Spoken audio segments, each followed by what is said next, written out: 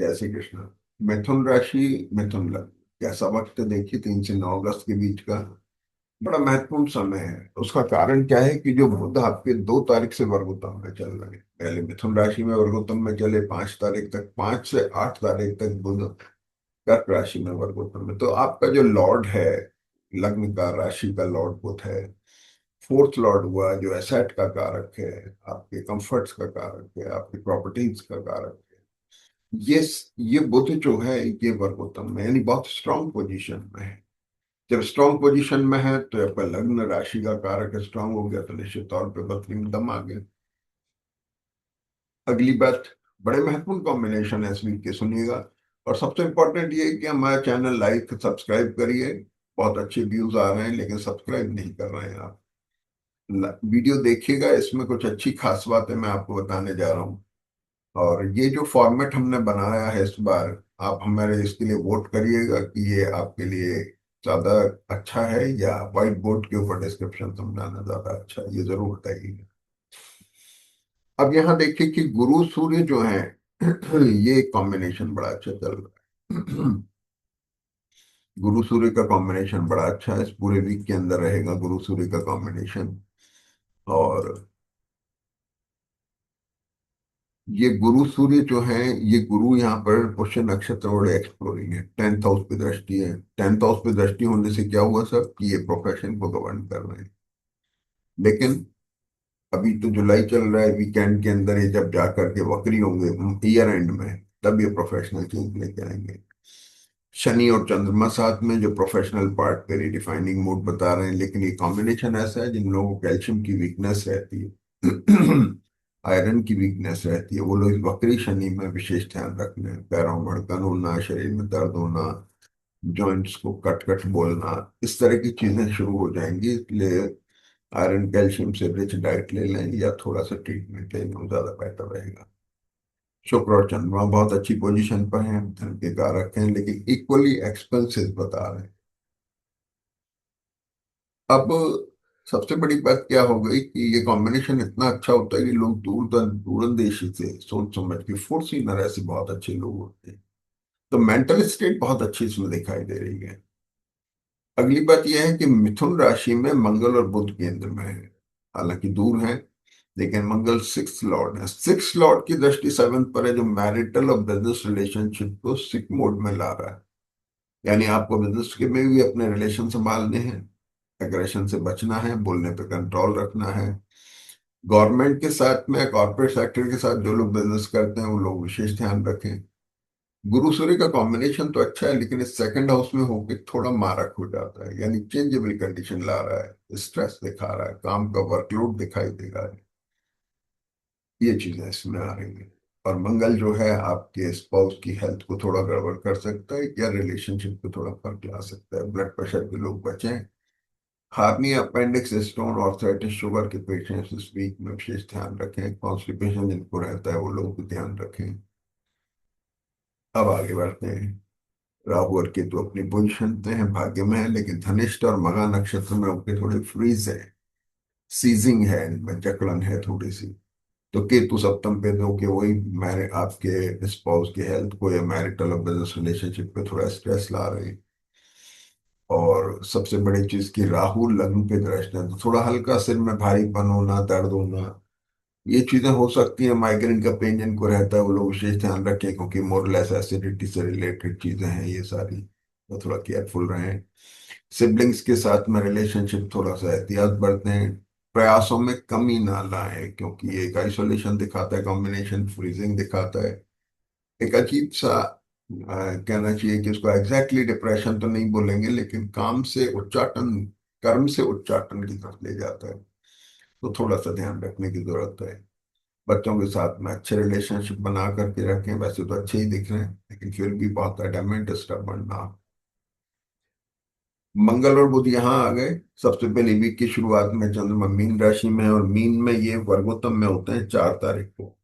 4 तारीख को जैसे हम करेंगे तो चंद्रमा मीन में वर्गोत्तम में है। वर्गोत्तम चंद्रमा अच्छा होता है, किसी अच्छी नई मीटिंग हो, नए बिजनेस टाई अप करने हो, कुछ इंपॉर्टेंट काम करने हो, ये टाइम आपका आ रहा है 15:59 से, मतलब करीब करीब 4 बजे से लेके और रात को 9:54 तक। तो जो लोग नाइट शिफ्ट में काम करते हैं या इस समय कोई मीटिंग अरेंज कर सकते हैं वो लोग कर लें, फायदेमंद समय है। इसके बाद 4 अगस्त को चंद्रमा मेष राशि में आ गए। हम इसको चेंज करें, 4 अगस्त में देखें कि चंद्रमा मेष राशि में आ गए हैं। चंद्रमा यहाँ पर 4 अगस्त को करीब मेष राशि में चंद्रमा आ जाते हैं। चंद्रमा यहाँ पर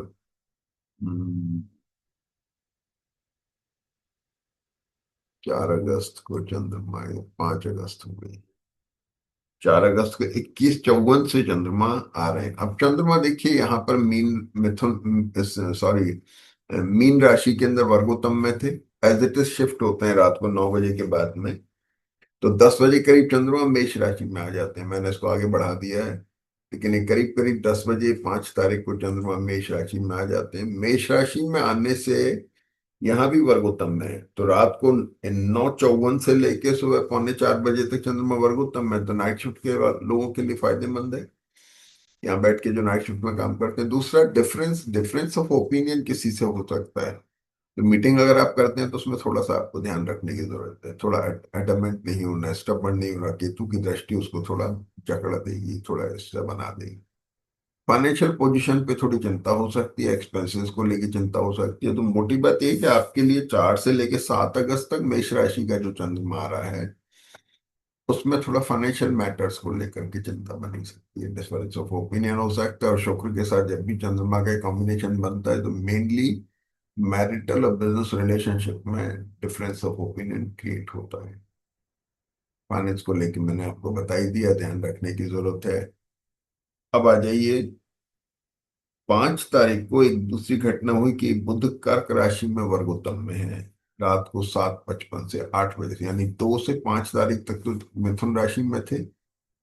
और 5 तारीख के बाद से चंद्रमा जो है मिथुन राशि में चले जाते हैं। ये बुध जो है 29 डिग्री के हो गए और ये बदल जाएंगे। तो शाम को 8 बजे करीब बुध कर्क राशि में आ जाते हैं। तो कर्क राशि में जैसे ही बुध आते हैं तो ये गुरु सूर्य शुक्र के साथ, ये पुनर्वसु नक्षत्र है बुध का, गुरु का पुष्य नक्षत्र है, दोनों मिलके बड़ा एक्सप्लोरिंग कॉम्बिनेशन बना रहे हैं।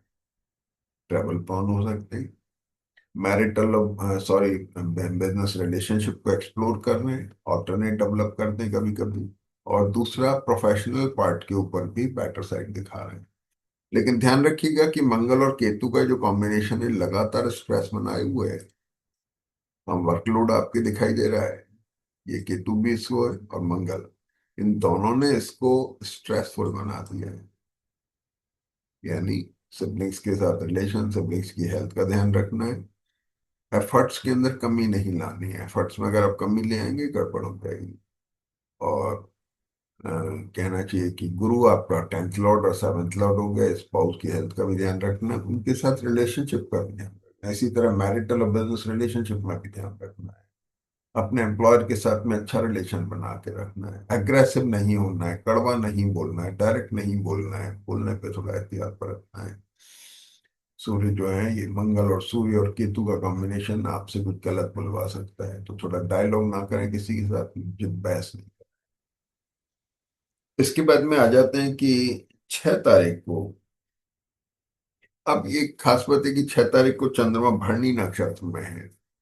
भरणी नक्षत्र एक अनस्टेबल नक्षत्र है, whimsical है। तो इस समय में कुछ महत्वपूर्ण निर्णय अपने टालने की कोशिश करें, महत्वपूर्ण निर्णय ना लें। अब एक कॉम्बिनेशन और बनता है कि आपके अष्टम भाव की राशि जो है, ये अष्टम भाव की राशि के ऊपर यहाँ देखेंगे तो बुध यहाँ शिफ्ट हो रहे हैं, बुध को थोड़ा शिफ्ट कर देते हैं। बुध के शिफ्ट करने से खास बात क्या हुई कि नेक्स्ट डे का लेके देखें, ये बुध यहाँ शिफ्ट हो गया। बुध जैसे ही यहाँ शिफ्ट हुए तो हम देखेंगे कि बुध मंगल दोनों ही इस पर दृष्ट है और मंगल भी दृष्ट है। तो लोअर एब्डोमेन पार्ट हो गया, पेनिक है, दर्द हो सकता है, कॉन्स्टिपेशन का हो सकता है, एसिडिटी का हो सकता है, hernia, appendix, stone, arthritis, sugar के पेशेंट्स विशेष ध्यान रखें, कॉन्स्टिपेशन से बचें। तो ये एक खास बात हो गई। अब अगली बात यह है कि 7 तारीख को चंद्रमा वृषभ राशि में आ रहे हैं। यहाँ देखेंगे हम कि 7 तारीख को चंद्रमा वृषभ राशि में आ जाता है। तो वृषभ राशि में जैसे ही चंद्रमा आते हैं, पोजीशन थोड़ी सी बदल जाती है। धनेश द्वादश में चला गया है। षटाष्टक योग खत्म हो गया, डिफरेंस ऑफ ओपिनियन खत्म हो गए। फाइनेंशियल पोजीशन को लेकर के कंसर्न डेवलप हो गई है। शनि से लेकर फाइनेंशियल पोजीशन को, फाइनेंस के इनकम्स को, मनी इन्फ्लक्स को रिडिफाइनिंग मोड में ला दिया है। ट्रैवल प्लान हो सकता है, इसमें कोई डाउट नहीं है। तो ये चीजें होंगी। चंद्र और बुध का कॉम्बिनेशन थोड़ा कफ, कोल्ड और टूथ प्रॉब्लम या फिर एलर्जी दे सकता है। कफ एंड कोल्ड की एलर्जी दे सकता है। मंगल आपके लगातार जो है आपके मैरिटल और बिजनेस रिलेशनशिप को या स्पाउस और अपने रिलेशनशिप की हेल्थ को स्ट्राइक कर रहा है। तो ध्यान रखना है, पेशेंस बरतना है, बोलने से चीजें गड़बड़ ना हो, इसका ध्यान रखें। ब्लड प्रेशर के पेशेंट्स विशेष ध्यान रखें कि मंगल केंद्र में थोड़ा ब्लड प्रेशर बढ़ा सकता है। अब आ जाइए कि अब यहाँ पर देखेंगे तो मंगल एक्सप्लोरिंग मोड में चले गए। अब एक्सप्लोरिंग मोड में जब मंगल चले गए, इसका मतलब सिक्स्थ लॉर्ड बढ़ गया।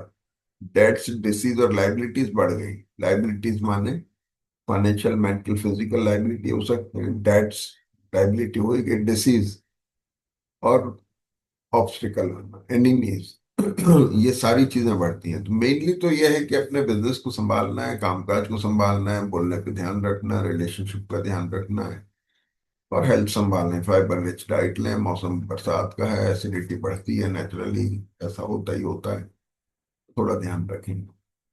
अब इसके बाद में 8 तारीख को हम, हाँ, एक अच्छी घटना यह है कि 7 तारीख को शुक्र भी मीन राशि में आ रहे हैं। शुक्र आपका फिफ्थ लॉर्ड है। मेंटल बैलेंस डेवलप हो रहा है, अच्छा हो रहा है। संतान पक्ष के लिए भी बहुत अच्छा, पढ़ने वाले बच्चों के लिए भी बहुत अच्छा है। ट्वेल्थ लॉर्ड भी अगर उचका हो गया, इसका मतलब आपका एनर्जी ड्रेन आउट हो रहा है इन द पॉजिटिव साइड। किसी भी तरीके से अच्छी ड्रेन आउट हो सकता है।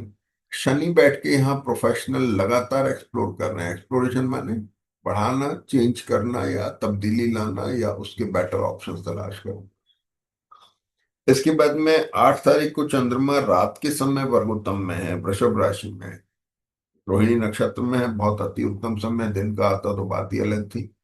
लेकिन रात में भी जो लोग आपके बाहर के काम करते हैं, विदेश के काम करते हैं, बाहर की मीटिंग्स करते हैं, रात नाइट शिफ्ट में काम करते हैं, उनके लिए बहुत अच्छा वक्त है। रात को 12:15 से लेकर सुबह 5:45 तक का वक्त बहुत अच्छा है, जिसे वो यूटिलाइज कर सकते हैं। 8 तारीख को बुध का वर्गोत्तम करेक्टर खत्म हो रहा है। सिंह नवांश में बुध जा रहे हैं, वृक्ष नक्षत्र में जाएंगे। बुध यहाँ पर वीक हो गए। हेल्थ का विशेष ध्यान रखना है। जिनका करेक्टर हेल्थ का थोड़ा प्रॉन है, जो बुजुर्ग हैं, 60, 65, 70 के बाद के लोग हैं, वो लोग थोड़ा ध्यान रखें। ब्लड प्रेशर वगैरह का, कॉन्स्टिपेशन की वजह से तरण वर्ग की तकलीफों का, इनका थोड़ा सा ध्यान रखने की जरूरत है। ये चंद्रमा और बुध बड़ा खतरनाक ऐसा कॉम्बिनेशन है। इस कॉम्बिनेशन में एक बड़ी गजीब घटना होती है।